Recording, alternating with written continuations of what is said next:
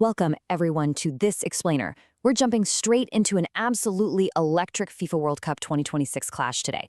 We are heading over to the pristine pitch of SoFi Stadium in Inglewood for a match that literally wrote a brand new, unforgettable chapter in international football history. Spain versus Austria. It had wild intensity, crazy drama, and just pure technical brilliance. So get ready, because we're about to do a deep dive into this tactical breakdown. Okay, let's dive right into this by punching through our game plan. Here is our match breakdown. First, setting the tactical stage. Second, the disallowed goal drama. Third, breaking the Austrian wall. Fourth, second-half Spanish suffocation. And finally, the final knockout blow. Section 1. Setting the tactical stage. When Swedish referee Glenn Nyberg blew that opening whistle, the arena instantly turned into a total cauldron of noise. And right from the kickoff, we saw a massive tactical war unfold. On one side, you had Spain, playing under Luis de la Fuente, looking to dictate the tempo with their signature, mesmerizing passing sequences. They were establishing territorial dominance immediately. Their midfield engine, orchestrated by Rodri, Pedri, and Dani Olmo, was just manipulating the ball with supreme technical precision. And on the flip side, Austria. They set up this structurally rigid low block, essentially packing their defenders deep to absorb that relentless Spanish pressure, relying super heavily on the physical leadership of Kevin Danso and David Alaba at the back. So Spain actually used their 60% possession to actively pin the Austrian lines deep inside their own half. And they used this control to completely terrorize the wings. I mean, within the very first minute, the explosive young phenom Lamine Yamal set the tone driving down the right flank. As the half went on, he even pulled off this jaw-dropping nutmeg on Konrad Laimer that sent the crowd into an absolute frenzy. But, Austria was incredibly resilient. Marcel Sabitzer was working tirelessly, tracking back to execute these vital tackles just as Spain was threatening the 18-yard box. The sheer chaos of that first half meant clear-cut shooting lanes were incredibly hard to come by. It was a war of attrition. Just look at the timeline. In the first minute, Yamal had a low-driven shot saved pretty comfortably by Alexander Schläger. By the 8th minute, Pedro Porro fires across to Olmo, whose sizzling volley is inadvertently blocked by his own teammate, Mikel Oyarzabal. Austria did offer a rare threat in the 17th minute when a lovely Sabitzer cross just barely evaded Michael Gregoritsch. And then, in the 29th minute, massive controversy strikes. Section 2. The disallowed goal drama. This was the absolute flashpoint of the match.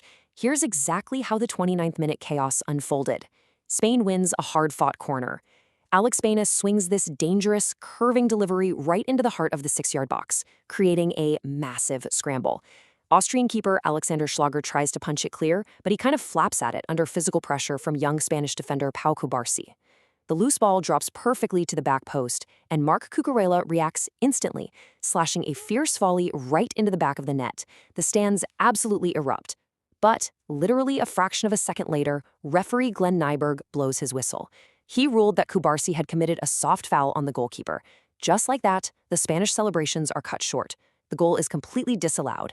Yamal and his teammates are left staring at the official in total, wide-eyed disbelief, while the technical staff is just letting their frustration out on the touchline. So, you really have to wonder, would this crushing psychological blow dictate Spain's tactics moving forward? I mean, this is exactly the kind of emotional roller coaster that can completely derail a team's focus in a high-stakes knockout tournament. Section 3. Breaking the Austrian wall. Well, instead of giving in to that frustration, Spain showed incredible resilience. They instantly dialed up their urgency and pace, and it led to this sequence of pure footballing poetry in the 36th minute. Step 1, Pedri controls the ball centrally, showing off his immaculate vision to thread a precise pass.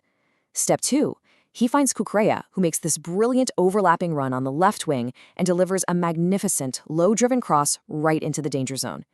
Step 3, Mikel Oyarzabal flawlessly anticipates the trajectory, darts right between the central defenders, and sweeps a clinical, first-time finish into the net from 12 yards out. Fully deserved. Absolute perfection. Spain takes the 1-0 lead. And they weren't even close to done pressing before halftime. Spain had a golden opportunity to double their advantage when Bayana struck a spectacular, curling free kick from 25 yards out. It clears the wall but violently crashes against the crossbar. Yamal lunges for the rebound, but Schläger pulls off a heroic close-range block to keep it out. It was an agonizing near miss, but it kept Austria just within touching distance as the teams headed into the locker rooms. Section 4. Second-half Spanish suffocation. As we transition into the second half, the entire narrative shifts. Spain's dominance evolved from simply controlling the game to absolutely suffocating the opposition. I mean, they jumped to a staggering 77% possession. They asserted an almost unplayable level of control, keeping the ball moving and forcing a deeply tired Austrian side to just constantly chase shadows. And that relentless, suffocating pressure finally paid off again in the 66th minute. Baena initiated the move with a lovely pass infield to Olmo. Olmo's challenged, the ball ricochets right back to Baena on the left side, and the winger clips an excellent cross toward the back post. Pedro Porro arrives perfectly on a late-steaming run, leaping high to slam a majestic downward header past the helpless keeper. It was an incredible moment, Porro's first ever international goal, and it gave Spain a highly comfortable 2-0 cushion. Section 5, the final knockout blow. Now, with that comfortable lead, tactical substitutions became key. Fresh legs off the bench helped Spain maintain their dominant posture against Austria's desperate late responses. And in the 89th minute, they put the definitive exclamation mark on this masterclass. Manager Luis de la Fuente brings on Mikel Merino and Ferran Torres, and those two immediately combine. A swift passing sequence slices clean through that deeply tired Austrian defensive shape. Merino slips a highly precise pass right into the box, and there's Oyarzabal calmly slotting a cold-blooded finish into the bottom corner. That completes his brilliant personal brace and absolutely wraps up a comprehensive victory. So, let's quickly summarize this definitive offensive output. A 3-0 victory built entirely on clinical finishing. You've got Oyarzabal's first-time sweep in the 36th, Porro's powerful downward header in the 66th, and Oyarzabal's slotted finish to ice the whole game in the 89th. The stadium just erupted in celebration as a dominant Spain comfortably strolled through to the next round, thrilling their fans all across the globe. But you know what? To truly understand Spain's dominance in this tournament, you have to look at this number right here, 0. That represents Spain's remarkable record of not conceding a single goal so far in the World Cup. While their passing sequences and those clinical finishes grab all the headlines, their unyielding defensive brilliance and structural organization are honestly just as vital. Which leaves us with this final, really provocative thought. With an impenetrable defense that literally hasn't given up a single goal, and a relentlessly suffocating possession engine that can hold 77% of the ball in a high-stakes knockout match, has Spain already drawn the blueprint to conquer the 2026 World Cup? Can any nation possibly crack the Spanish masterclass as the tournament continues? It's an incredibly fascinating question to ponder as we look ahead. Thanks for joining me on this explainer, and keep your eyes on the pitch.